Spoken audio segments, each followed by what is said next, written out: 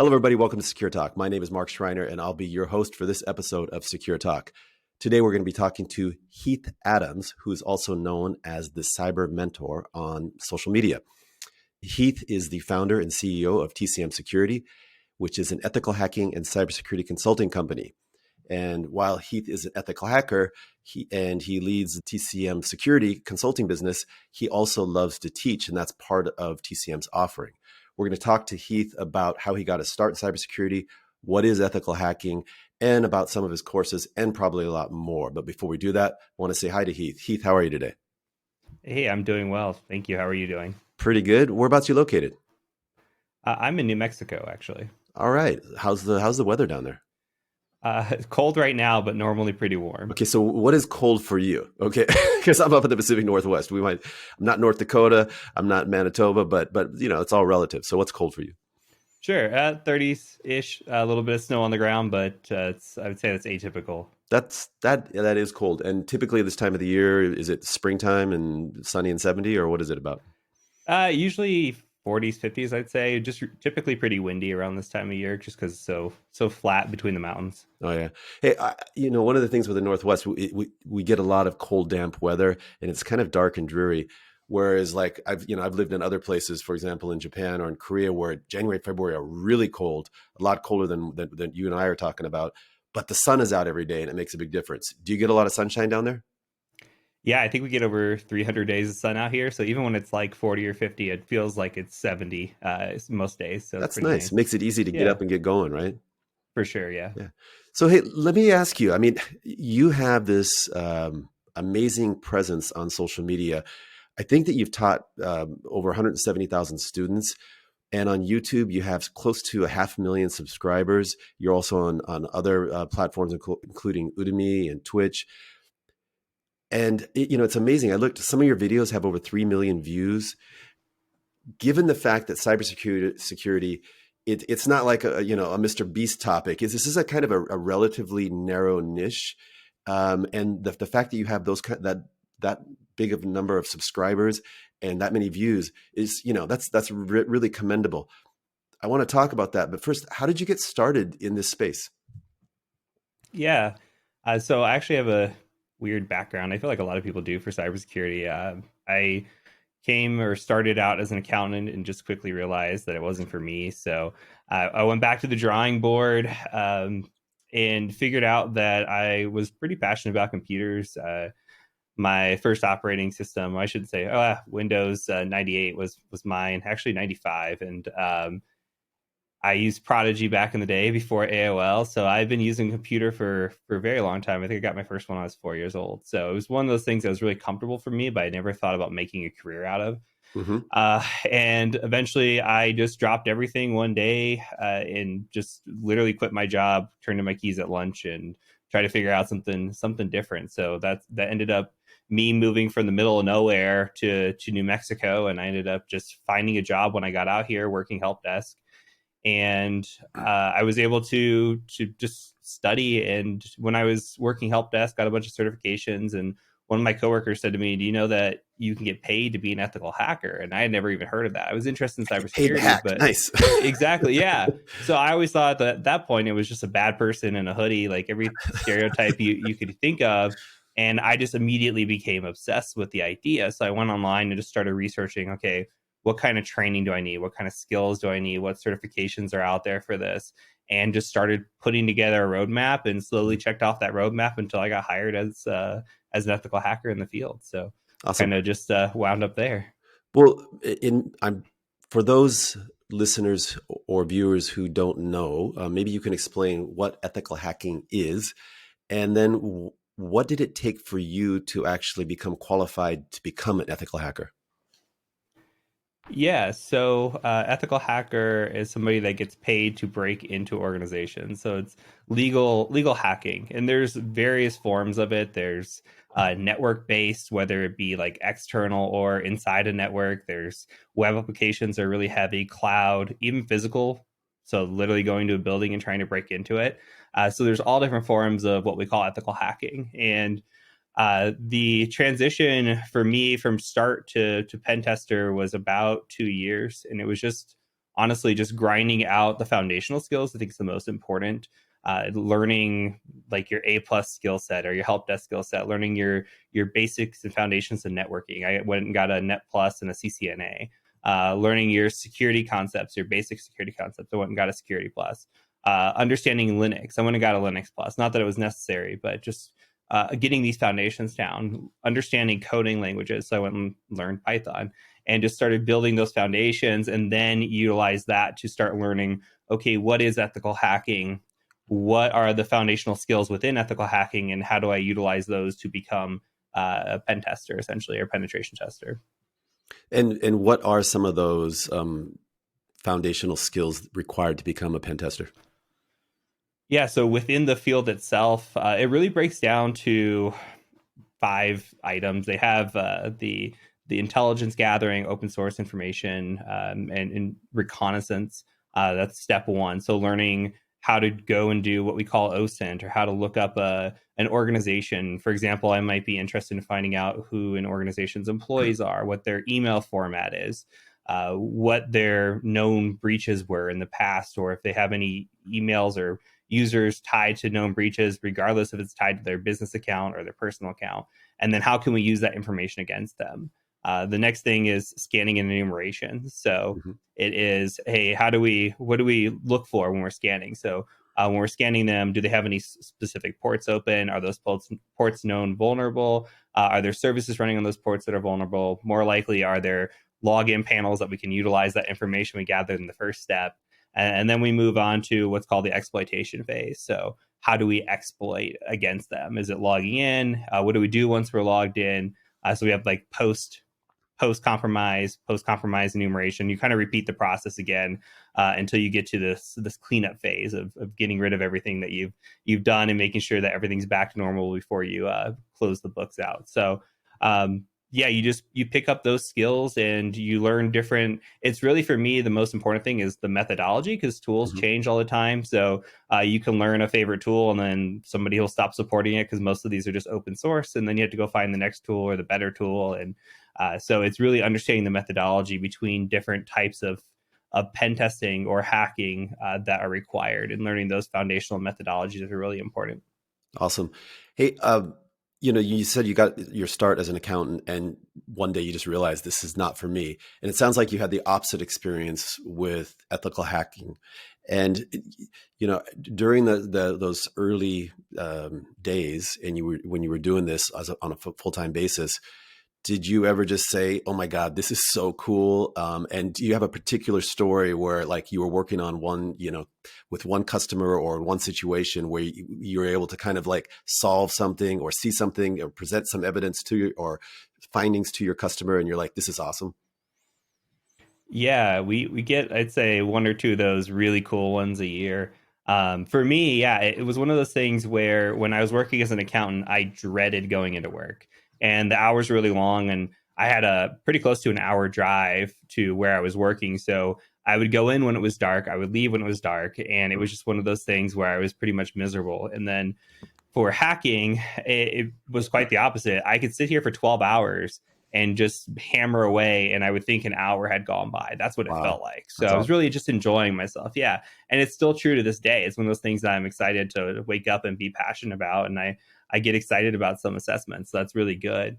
Um, yeah, for me, I can tell you one that happened pretty recently where we were going up against an organization and we were doing what's called an internal pen test. So, an internal pen test basically means that you're testing against an organization from within the inside. So, this could be assumed breach, or somebody comes and drops a laptop off, something along those lines. And so, we typically do some attacks against Active Directory, because Active Directory is mostly used internally in organizations. And there's a lot of out of the box attacks for Active Directory that are just quick wins. None of these out of the box attacks were really working. There was one that was working kind of, that was called, it's called LMNR, and it's link local cast multi-name resolution. So essentially what it does is we can sit in a man in the middle position and capture hashes of users. Hmm. These hashes, if they're weak, if there's a weak password policy, you can take these hashes offline and crack them. A lot of pen tests I've been on, we've been able to just crack a password. It ends up being domain administrator, and you compromise the domain within seconds. For this one, not as easy. It was one of those that we were getting passwords, but the ones that we were cracking were low-level users, and they were doing a lot of things right. Their low-level users did not have admin access on the network, did not have admin access to their local machines. So they were tiering accounts and separating permissions and role-based access, essentially, least privilege, and doing a lot of right things. They also had detection within the network, so we were trying to evade that as well. And I stumbled upon a user that, for some reason, had access to every single share. Why that was, who knows? But I started digging around, and I was able to find the shares of the domain administrators. And they actually had kept their shares pretty clean as well. They had policies internally that we later found out were against, like they had rules against actually putting stuff in these shares. But I was able to uncover some installation guides that were pretty old. And one was for a Mac installation guide that within the guide itself had a username and password. So it was an administrator password with that for the Mac setup. And I said, I'm just going to try this password. So we can do what's called a sweep of a network, and we can pass the password essentially. Mm-hmm. So I took this username and password and just passed it to every single computer that was on the network to see, hey, can we get a login event anywhere? We were able to get one login onto one computer within that network. We were able to go in, and because we were an administrator, we were able to dump hashes off of this computer. We were able to dump the hash on that computer and actually see in clear text. For some reason, they had a service running on that computer that was being stored in clear text and running as domain administrator. So even though the password was good, we were seeing it in clear text. We were able to go log into the domain controller, and here's a company that's doing pretty much everything right. And all it takes is one little tiny mistake or one little out of the box configuration. And then you just start to have these tiny mistakes stack up. And if you kill one of those in the chain, you could have easily stopped me at that point. And it's just like the little things that you don't know about until you have a security assessment like this. And some of that outside the box thinking, those are the puzzles that we love to try to play, that kind of cat and mouse game, and see how we can get around the protections that are in networks. So we get probably 1 to 2 good stories like that a year, and most of them seem to be pretty boilerplate nowadays. But it's super fun when you get those kind of engagements. That's an excellent story, and it does sound like a lot of fun. I'm wondering if there's an accountant on another podcast right now that was talking about he got his start in pen testing and ethical hacking and decided he hated it. And then and become an accountant, but because there are people in forensic accounting, for example, that it's also kind of like a cat and mouse detective game as well. But that's awesome. Hey, so how did you go then from becoming an ethical hacker, doing pen testing, and then creating your own courses? Yeah, so there was a weird transition there where I just started, we started a 501c3 called VeteranSec, which was for helping people that were either current or former military transition into cybersecurity. And so as part of that, I started just filming these really crappy videos and just putting them on YouTube. So just basics of those foundational skills, like I would think I was calling it like Linux for hackers or networking for hackers, and just learning and teaching the foundational skills to these people. So that way, if they wanted to transition into cybersecurity, they had these videos and resources available to them. Well, that ended up taking off pretty quickly. And what was happening was clients were starting to come to the organization that I was working for at the time, and they were asking them, hey, does Heath work here? And if he does, can we do a pen test with him? And so I was never seeing any kickback or any commission, and a little bit of kickback goes a long way. Sure. So the light bulb went off for me that, hey, it's probably time that we can go out and try to do this on our own. So I came up with some plans and made YouTube videos about, like, I'm quitting my job. Here's the strategy behind it. And here's what we're going to see. We had 6 months of savings saved up, essentially, plus some credit cards if I was willing to go in debt, and just took the risk and went out there. And it's been all inbound marketing. The clients have come, and we've been pretty successful since. It's interesting because you said you started off by just posting some quote unquote crappy videos out on YouTube. And then, when you decided to go pro and do this full time, what changed in terms of, how you structure the content or the type of content? And I guess what I'm asking is, what makes a good engaging course? Yeah, so quitting allowed me to have more free time to start going through these courses. So The first course that I released was called Practical Ethical Hacking, and that was over 25 hours of just video content. So the amount of time behind the scenes that went into recording and editing and putting that all together was pretty immense.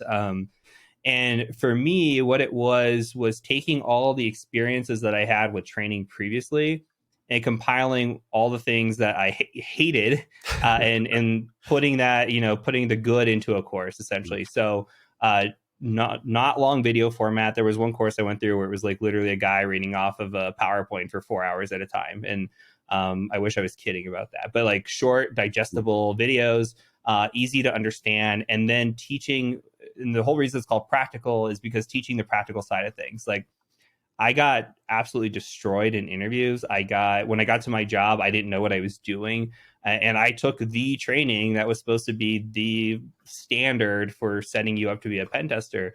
And it was more, hey, go read blogs, go figure it out, just getting dropped into environments. And so it became, well, what if I put all this together and compile these notes of what it would actually be like on the job? Mm-hmm. So we started teaching that, and that really became heavily, especially Active Directory. At the time, nobody was teaching that. So Active Directory hacking and pen testing and what that looks like, and just reshaping the thought of training, and then taking that, and instead of charging $1,000, $1,500, $2,000, whatever everybody else is charging for their courses, charging $30 for it so that people can come in and be able to afford it. My background, I grew up very, very poor. So the idea of having somebody priced out of education seemed not so great to me. So we always had this mission that no matter what we did, we were going to make courses as affordable as possible. And we're still at a $30 price tag today.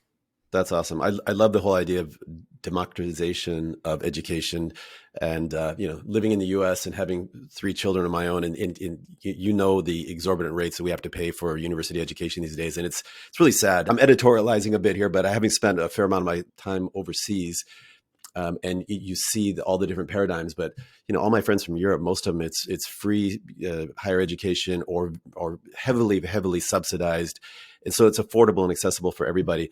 And with the internet and things like Khan Academy and what you're doing, that's an amazing new trend. I'm wondering, and maybe pen testing and ethical hacking it's kind of one of the spaces that it's opened up to it more quickly.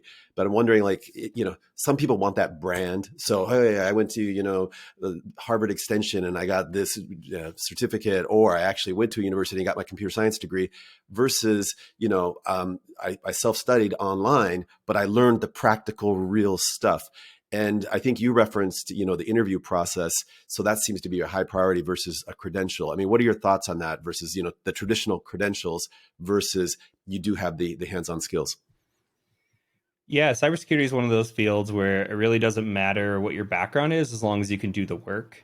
And we're kind of in that supply and demand right now of we have more jobs than we have qualified people. And the qualified people that we do have are just bouncing around to new jobs to get new salaries. So you're seeing a very, very high barrier of entry, but also very high salaries.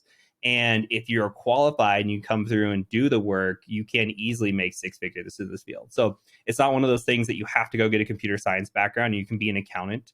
You can be I've literally seen all walks of life come in and change into cybersecurity. So the issue with cybersecurity education at a university level is that cybersecurity changes so fast that the curriculum can't keep up with it.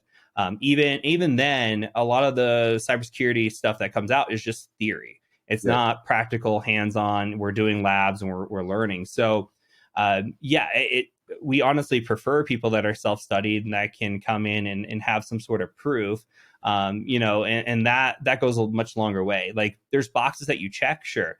If you've got a degree, checkbox, nice. So certain certifications, checkbox, nice. Work experience, checkbox. So what is the combination of the 3? And then how are you going to stand out against people that have 1 or 2 or 3 of those? What's going to be your differentiator there? So we'll take practical experience all day over a formal education. At the end of the day, it just matters that you can come in and do the work. That's awesome, and I guess makes me optimistic about the state of affairs with education, especially in this space. How do you keep your? I mean, you mentioned that the universities, oftentimes their content is outdated and is very theoretical. How do you keep your content fresh? Good question. Yeah, we're constantly evolving, so it's just making sure that we're staying in touch with the landscape, and it helps for me personally to be in the weeds. And all of our instructors are still in the weeds. Like, Mhm. yeah, I'm running CEO, doing business, but I still get my hands dirty in pen tests. So like, I'm still having to sharpen my sword and make sure that I know what's going on out there in the field, and then I can still relay that information back to the community. So I'm still very much in practice, as are all the instructors that we have in the courses. So anytime something changes or we feel that there's something significant, we'll go in there and update or modify the courses, and just keep that engine going. It's something that is a forever long course. Like the course just modifies and adapts and changes as the world changes.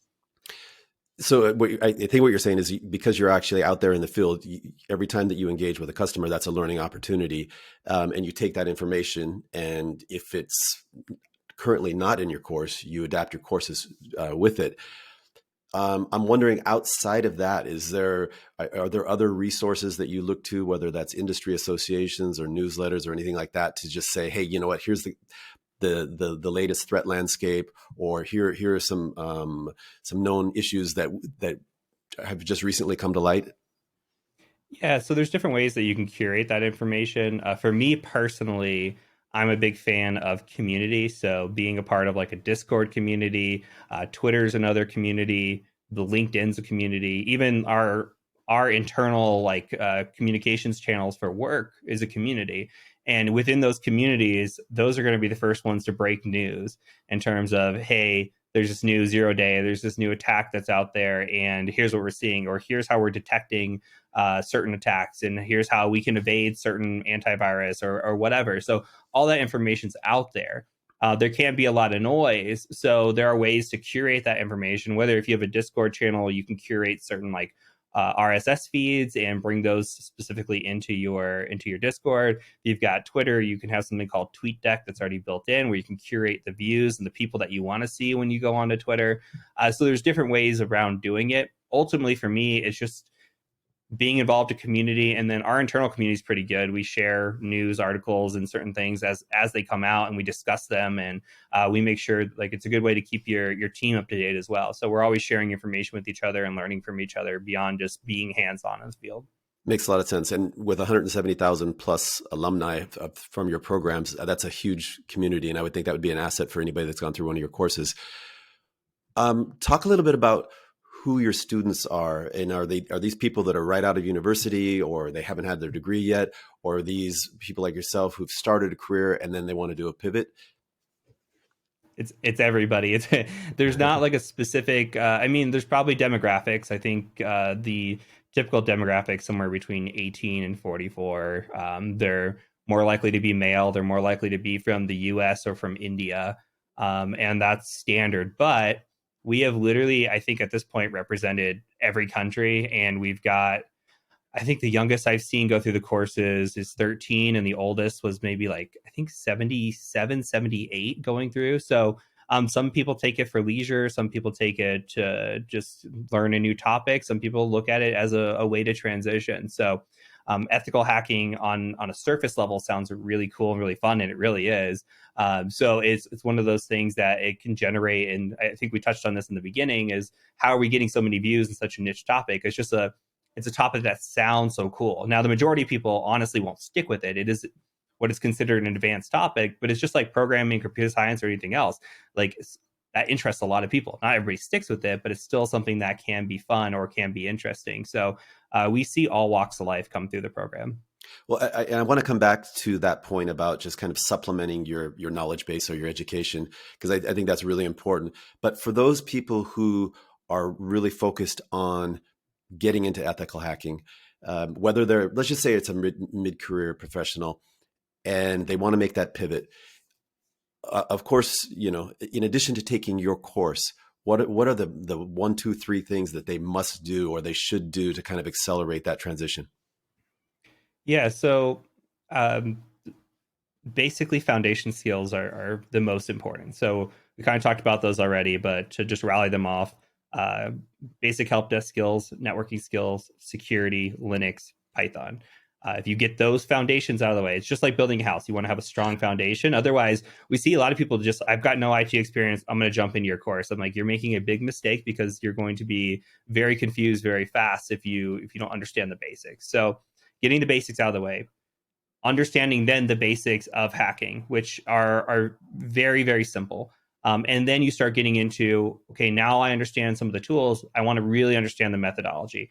So different types of pen tests, again, external, internal, web app. What does the methodology look like for that? And then supplementing that. So like our course gives you all the foundational skills that you could ever want for that, but it doesn't mean that it's going to click with everybody. Or you might need outside resources. And there are great outside resources. There's a lot of lab-based, and that's what I'm a big advocate for. So like hands-on, making sure you're touching not just the theory, like making sure that there's hands-on experience. So a good example of that is something called Portswigger Academy.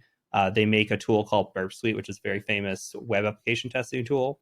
They have free labs online that are out there just to teach you and help you learn the web application side of things. So a great supplement. There's a platform called Try Hack Me, similar fashion.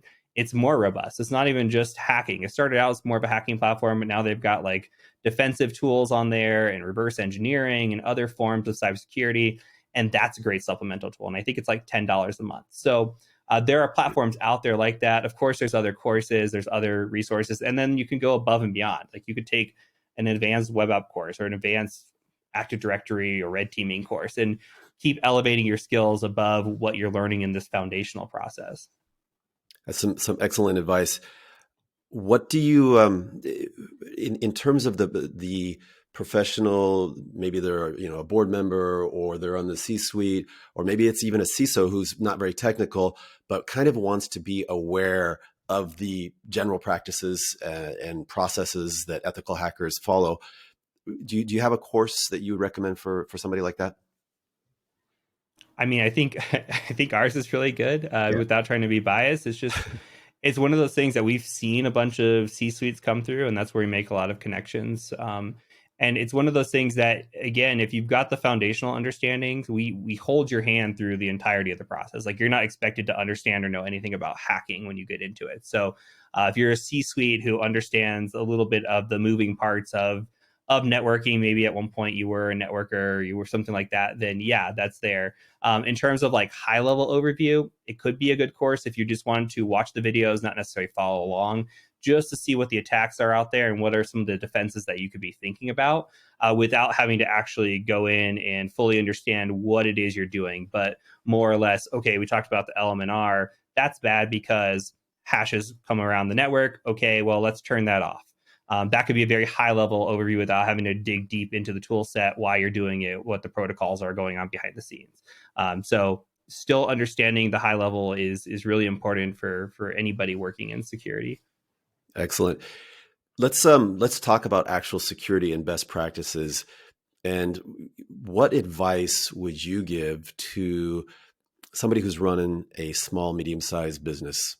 And maybe they've got a couple locations and people have their own devices and then company devices and, the typical number of apps and data configurations. What should be top of mind for them? Yeah. So first things first is making sure that your password policy is strong. That is the biggest thing that we see, because with, like, for example, an external pen test where we're asked to go and try to break into an organization from the outside, most likely the organization is going to be patched. We're not going to see a situation where we find like direct remote code execution, huge glaring vulnerability because there's bots scanning the internet 24/7. They're going to find that way before we do. That company's already had a lot of problems that they had that out there. So what we're looking at is passwords, huge. The longer the password, the better. We operate at 14 characters internally for us. But if you can do a longer password, great.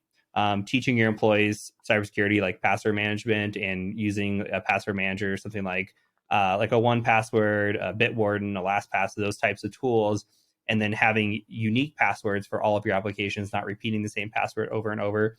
Very important. Multi-factor authentication, huge. just stopping us in our tracks. Because you got to think of the kill chain there. Even if we can somehow guess your very long password, your 14-character password, now we have to go in and we have to get around multi-factor. So making sure that the multi-factor is set up correctly, and that preferably it's a token based, it's not a push, because we can do what's called fatigue and just push a notification until somebody eventually accepts it just to get it to go away.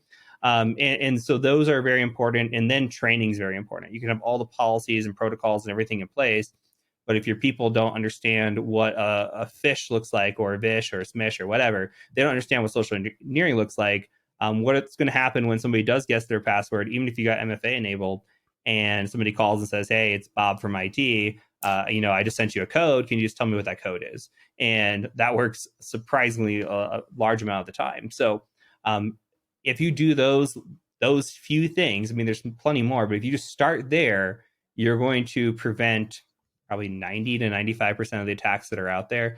It's one of those things that is where we're getting in the most, is getting in on login panels that don't have MFA, or getting in with weak passwords and finding our way around. And it's a puzzle. You can think you have everything in place, but if one piece of that puzzle is, like we talked about, is missing, or one piece of that security is missing, even if it's a tiny piece, we can find our way around it. So just putting in strong policies early on is a great way to make yourself more secure in the long run, especially as you scale as a business.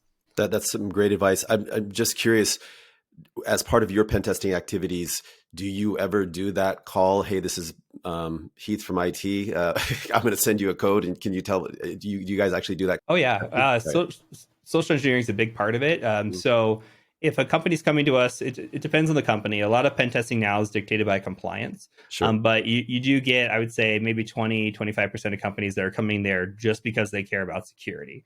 Not to say the compliance ones don't, but they're being forced to do it. Right. So check that the box. ones, yeah, exactly. Check the box. So the ones that are coming to you for security, they're more likely to spend a little bit more. They're more likely to want to engage in some of the more realistic things, which I think social engineering is probably the most realistic. So we do phishing. I think phishing is kind of, I don't want to say it's outdated, it still works, but it's one of those things that's becoming more difficult to get through, because you've got defense systems in place. You've got email headers that say, hey, this is an external sender. Even as you can make it as close to as possible as it looks like internally, you still have those warnings and things. People still click links, but it's becoming more difficult. So we're going to vishing, which is voice, or smishing, which is text, and having a lot of success there. Like we just did one not that long ago where we called up and just said, hey, it's so-and-so from IT. I need your password. We need to be able to reset something on your account. And just immediately gave the password. Like Wow. no questioning, no anything. And that happens more frequently than we'd like to think.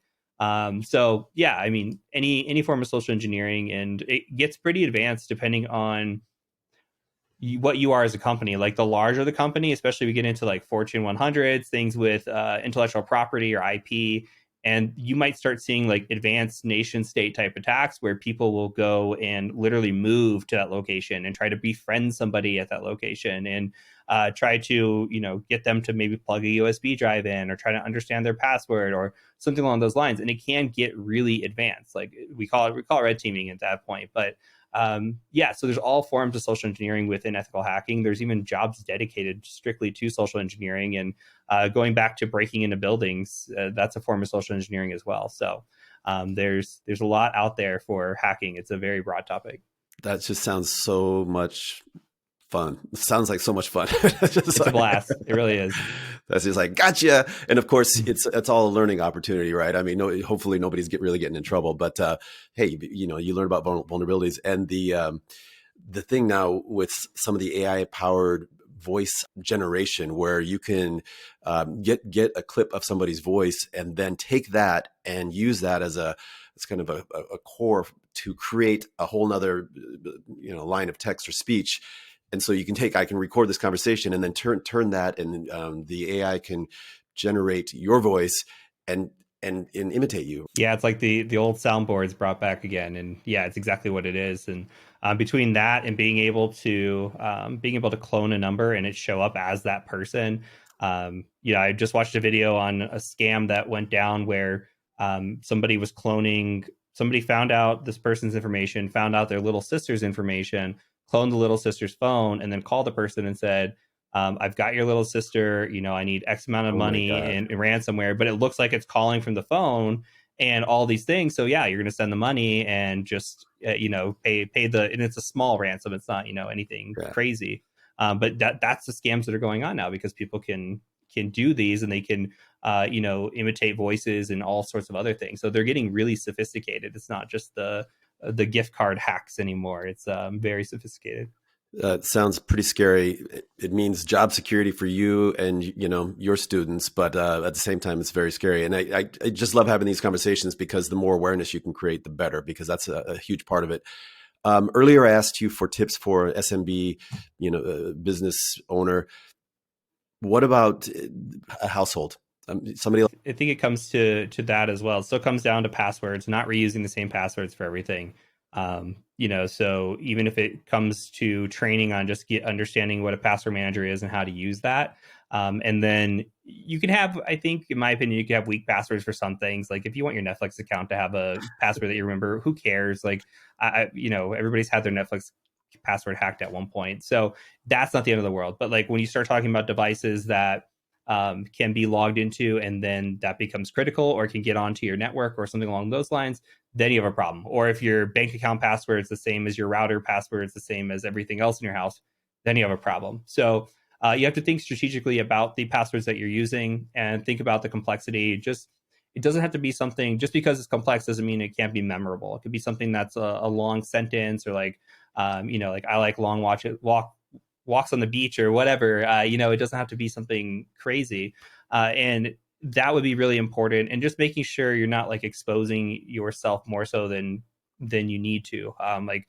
I go on walks around the neighborhood all the time, and my phone will pop up with like, here's a printer that's exposed, and you can just easily connect to these devices. And now you have internal access into a network. Same thing with like sharing a Wi-Fi password. I don't share the Wi-Fi password. We have a specific guest password with Good people. advice. So and we've got alerting that happens anytime a device joins our network. So routers can do that nowadays, especially if you're a little tech savvy, you can put your own router in.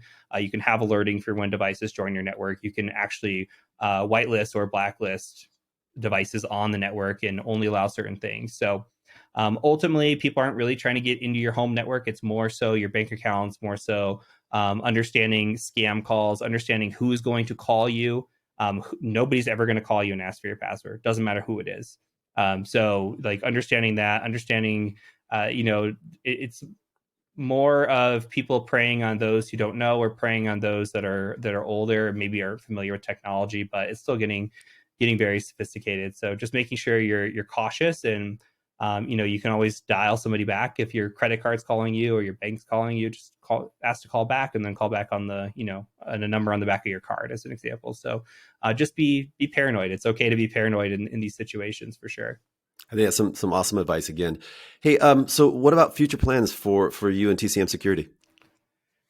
Just keep chugging along. So we've got more courses coming out this month, and then we're just gonna, we're just keep releasing courses, keep releasing certifications, and just hopefully continuing to disrupt the industry. That's really, really where we're at. We're just we're always expanding and always growing. Hopefully. Awesome, Heath. Hey, well, I really enjoyed this conversation, and I appreciate you taking the time to come on Secure Talk. And I'd like to wish you and the rest of your team just an amazing 2023. Oh, thank you so much. I appreciate having me.